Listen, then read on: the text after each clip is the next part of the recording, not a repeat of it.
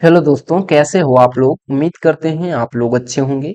दोस्तों, आज की इस वीडियो में हम डायरेक्ट एंड इनडायरेक्ट स्पीच आज के इस वीडियो में आप सभी को पढ़ाने वाले हैं। ठीक है। अगर आपको डायरेक्ट एंड इनडायरेक्ट स्पीच नहीं आता है, कहने का मतलब इसको नारेशन बोलते हैं। अगर आपको नारेशन नहीं समझ में आता है तो आज की इस वीडियो को देखने के बाद आपको नारेशन अच्छे से समझ आने लगेगा। ठीक है। तो चलिए बिना किसी देरी की वीडियो को स्टार्ट करते हैं और आपको समझाते हैं नारेशन क्या चीज है, डायरेक्ट एंड इनडायरेक्ट स्पीच किसे बोलते हैं। तो देखो दोस्तों, अगर कोई भी व्यक्ति है, ठीक है, अगर वो कुछ कह रहा है, ठीक है, किसी की कही हुई बात को, कोई व्यक्ति है कुछ बोल रहा है, उसकी बात को दो भिन्न भिन्न तरीके से कही जा सकती है। ठीक है। कोई भी व्यक्ति है कुछ बोल रहा है, उसकी कही गई बात को हम दो अलग अलग तरीकों से बोल सकते हैं। ठीक है, यही बोला जा रहा है। वो दो तरीके क्या हैं, ध्यान से सुनिएगा। वो दो तरीके यही हैं। देखिए, पहला तरीका क्या है, जब कोई स्पीकर जो कुछ बोल रहा है, अगर उसके हम मूल कथन को जो उसने बोला, उसको हम दूसरे व्यक्ति से हूबहू उसी के शब्दों में कहते हैं। ठीक है। वो बात जो बोला है उस शब्द को हम हूबहू बोल देते हैं, तो उसे हम क्या बोलते हैं, डायरेक्ट स्पीच बोलते हैं। ठीक है। कि भाई जैसे कोई व्यक्ति था, उसने बोला कि आई एम हंग्री, तो हमने बोल दिया कि जाके कि he said I am hungry. ठीक है, ये हो गया डायरेक्ट स्पीच। लेकिन अगर उस व्यक्ति की, उस स्पीकर के मूल कथन में कुछ हेर फेर कर दें, ठीक है, इधर उधर करके कुछ शब्द लाके हेर फेर कर दें, किंतु उसका अर्थ, उसका आशय वही बना रहे, अछूड़े रहे, ठीक है, तो हम जो कुछ कहते हैं उसे हम इनडायरेक्ट स्पीच है। नहीं समझ में आया तो थोड़ा सा समझिए यहाँ पे। देखो, मैं क्या कहना चाहता हूँ, आप लोग समझिए इसको जरा। कोई व्यक्ति है, यहाँ पे मान लेते हैं, ठीक है, इसका नाम है रमेश। क्या नाम है भाई, रमेश नाम है इसका। ठीक है। इसने कहा इसने कहा कि मुझसे कहा, ठीक है, ही सेड, इसने कहा, यहाँ पे लिख दे रहे हैं, he said I am hungry. ठीक है, आई एम हंग्री। ठीक है, यहाँ पे देखो, he said I am hungry. उसने कहा, क्या कहा, मैं भूखा हूँ। ठीक है, तो उसने कहा, क्या कहा, आई एम हंग्री। देखो, तो मैं देखो, ये बोला, रमेश बोला कि भैया मैं भूखा हूँ। तो देखो, इस इसको मैंने क्या, देखो उसने क्या कहा था, उसको मैंने एज इट इज यहाँ पे लिख दिया है। ठीक है, तो ये हो गया आपका डायरेक्ट स्पीच। ठीक है, ये हो गया डायरेक्ट स्पीच। मैंने किसी व्यक्ति, दूसरे व्यक्ति से कहा कि उसने कहा आई एम हंग्री, मैं भूखा हूँ। लेकिन हम क्या कर रहे हैं, थोड़ा सा फेर बदल करने वाले हैं, इनडायरेक्ट स्पीच समझिए आप लोग।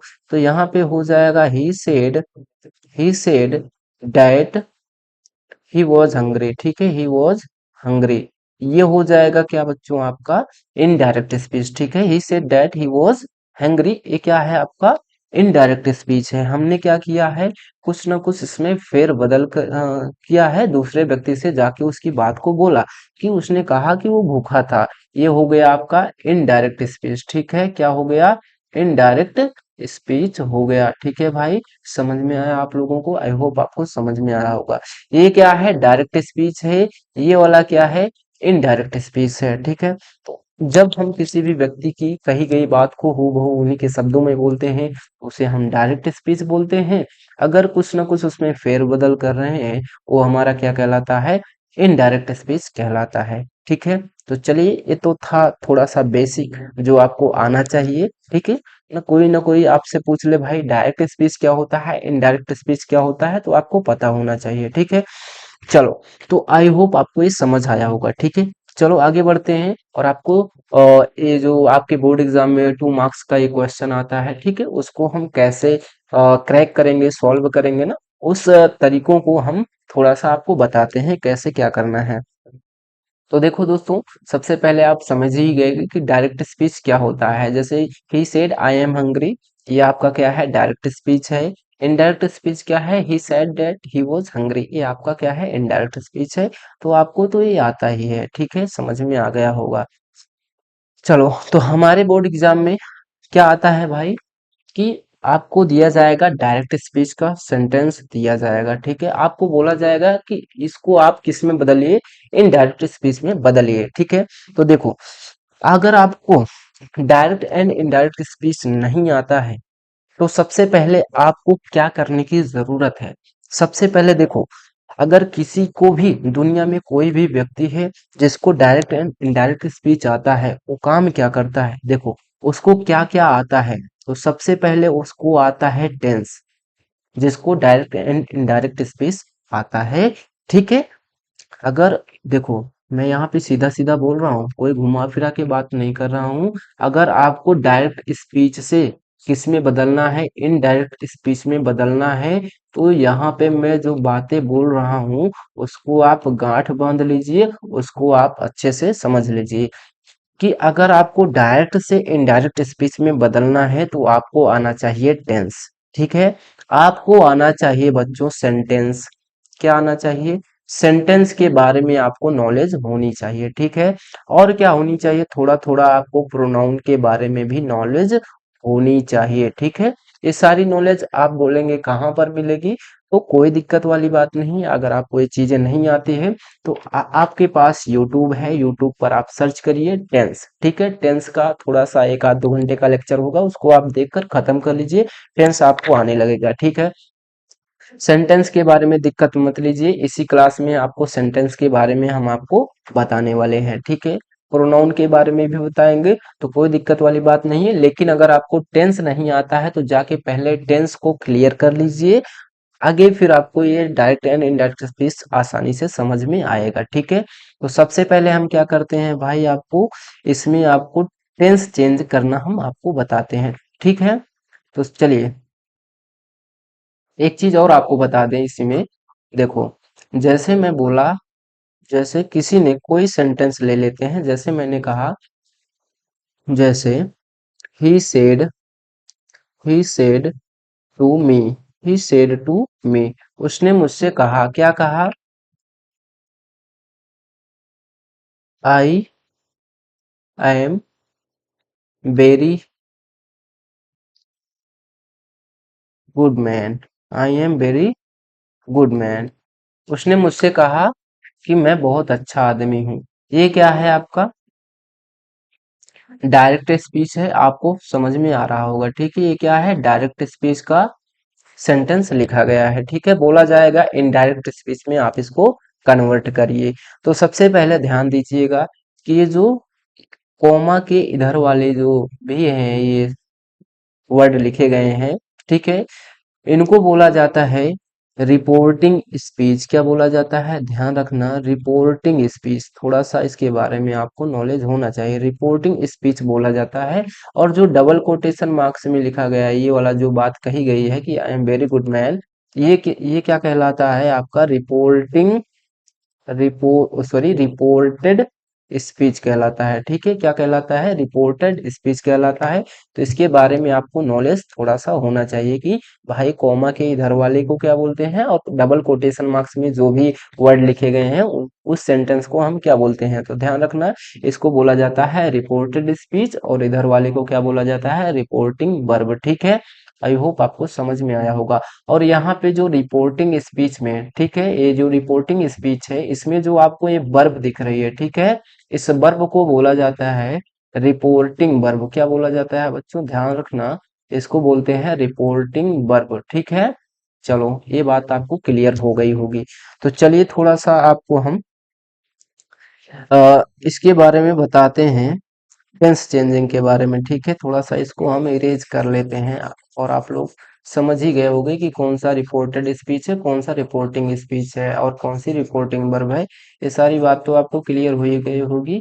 अगर नहीं हुए, थोड़ा सा एक बार फिर से बैक करिए, आपको समझ आ जाएगा। ठीक है, तो चलो देखते हैं, थोड़ा सा आपको टेंस चेंजिंग के बारे में बताते हैं। ठीक है, सबसे पहले ध्यान ध्यान दीजिए, चेंज ऑफ टेंस, टेंस कैसे चेंज करेंगे। ठीक है, तो देखो, अगर हम क्या कर रहे हैं, डायरेक्ट इनडायरेक्ट, डायरेक्ट से डायरेक्ट स्पीच से इनडायरेक्ट स्पीच में कन्वर्ट कर रहे हैं, तो ध्यान रखना कि अगर टेंस चेंज वहां पे होना है तो प्रेजेंट का ध्यान रखना। प्रेजेंट का जो इंडिफिनिट होता है, ठीक है, प्रेजेंट इंडिफिनिट टेंस होता है दोस्तों, वो किस में चेंज हो जाता है? पास्ट के बैक शिफ्ट करना है, पास्ट के इंडिफिनिट में हो जाता है। ठीक है, पास्ट के इंडिफिनिट में वो चेंज हो जाता है, ध्यान रखना। ठीक है, पास्ट के इंडेफिनिट में चेंज हो जाता है।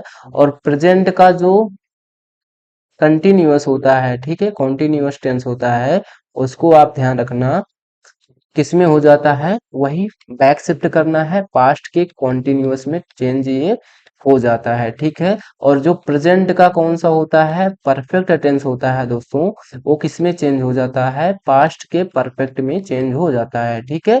पास्ट परफेक्ट टेंस में ये चेंज हो जाता है। और ध्यान रखना, जो हमारा प्रेजेंट परफेक्ट कंटिन्यूअस होता है, ये ध्यान रखना, प्रेजेंट परफेक्ट कंटिन्यूअस टेंस होता है। थोड़ा सा यहाँ पे क्या है, देखो, जो कौन सा प्रेजेंट परफेक्ट कॉन्टिन्यूअस टेंस होता है, वो किस में चेंज हो जाता है, ध्यान रखना, पास्ट परफेक्ट कंटिन्यूअस में ये चेंज हो जाता है, ठीक है। पास्ट परफेक्ट कंटिन्यूअस टेंस में ये चेंज हो जाता है, ठीक है भाई, समझ में आया आप लोगों को। तो टेंस चेंजिंग आप ध्यान दीजिए, ठीक है। अगर हमारे डायरेक्ट स्पीच में प्रेजेंट इंडेफिनिट टेंस है तो उसको हम पास्ट इंडेफिनिट में चेंज करेंगे, प्रेजेंट कंटिन्यूअस में है तो पास्ट कंटिन्यूअस में, और प्रेजेंट परफेक्ट में है तो पास्ट परफेक्ट में चेंज करेंगे, प्रेजेंट परफेक्ट कंटिन्यूअस में है तो पास्ट परफेक्ट कंटिन्यूअस में ये चेंज हम कर देंगे, ठीक है। समझ में आया आप लोगों को, चलो अच्छी बात है अगर समझ में आया है तो। चलो, अगर हमारा क्या है, पास्ट का इंडिफिनिट है, पास्ट का कौन सा है भाई, पास्ट का इंडिफिनिट टेंस है, तो चेंज हो जाता है किसमें, पास्ट के परफेक्ट में, किसमें चेंज हो जाता है, पास्ट के परफेक्ट में चेंज हो जाता है, ठीक है। पास्ट परफेक्ट टेंस में वो चेंज हो जाता है। और ध्यान रखना, अगर पास्ट का कौन सा है भाई, कंटिन्यूअस है, पास्ट का कंटिन्यूअस टेंस है, तो किसमें चेंज हो जाता है, पास्ट परफेक्ट कंटिन्यूअस में चेंज हो जाता है, ठीक है। पास्ट परफेक्ट कंटिन्यूअस में वो चेंज हो जाता है। और अगर आपका पास्ट परफेक्ट रहता है दोस्तों, पास्ट परफेक्ट रहता है, तो हम उस पास्ट परफेक्ट को पास्ट परफेक्ट में ही रखते हैं, यानी कहने का मतलब कोई चेंज नहीं करते हैं, ठीक है। पास्ट परफेक्ट कंटिन्यूअस भी रहता है तब भी हम क्या, कोई चेंज वहां पे नहीं करते हैं, ठीक है। कोई चेंज वहां पर भी नहीं करते हैं, ये बातें आपको पता होनी चाहिए, ठीक है भाई, समझ में आया। चलो, तो इतनी बातें आपको क्लियर होनी चाहिए। और थोड़ा सा एक और आप देख लीजिए कि यहाँ पे अगर आपको दिखता है फ्यूचर का इंडिफिनिट, ठीक है, फ्यूचर का इंडिफिनिट, जिसमें आपको दिखता है क्या, कहीं ना कहीं बिल दिखता है या सेल दिखता है, ठीक है। तो ये किस में चेंज हो जाएगा, बिल आपका वुड में चेंज हो जाएगा, और सेल आपका किस में चेंज हो जाएगा, शुड में चेंज हो जाएगा। अगर आपको बातें समझ में नहीं आ रही, बस हमारे साथ इस सारी चीजें जो है नोट करते चलिए, आगे सब कुछ हम डिटेल में समझाएंगे, सब कुछ समझ में आएगा, ठीक है भाई। बस केवल आपको ये चीजें जो है हमारे साथ नोट करते चलनी है बस, ठीक है। जो मैं बातें आपको बता रहा हूँ, इसको नोट करिए, कहाँ पे इम्प्लीमेंट करना है, कहाँ पे इसको जो है सॉल्व करना है, कहाँ पे इसको लगाना है, ठीक है। यूज कहाँ पे इसका करना है, हम सारी बातें सब कुछ बताएंगे, ठीक है। बस आपको इसको अच्छे से पेशेंस के साथ आपको इसको करते चलना है, ठीक है। तो बिल सेल रहेगा तब वुड और शुड में चेंज आप कर दीजिए, ठीक है। कैन रहेगा तो किस में चेंज होगा, कुड में चेंज हो जाएगा, ये आपको पता होना चाहिए। में रहेगा तो माइट में चेंज कर दीजिएगा, में रहेगा तो माइट में चेंज हो जाएगा, ये बातें और आपको पता होनी चाहिए, ठीक है। और कुछ बातें हैं जो आपको पता होनी चाहिए, ठीक है। अब हम बात करते हैं चेंज ऑफ प्रोनाउन की, ठीक है। टेंस का तो हमने बता दिया, वो आपको स्लाइड आपको अच्छे से याद कर लेनी है, ठीक है। क्या बताया उसमें हमने कि आपका अगर प्रेजेंट इंडेफिनिट है, प्रेजेंट का चारों आपका पास्ट में परिवर्तित हो जाता है, और पास्ट इंडेफिनिट आपका पास्ट परफेक्ट में चेंज हो जाता है, past continuous past perfect continuous में चेंज हो जाता है, ठीक है। और पास्ट परफेक्ट नहीं बदलता है, पास्ट परफेक्ट कंटिन्यूअस भी नहीं बदलता है, ठीक है।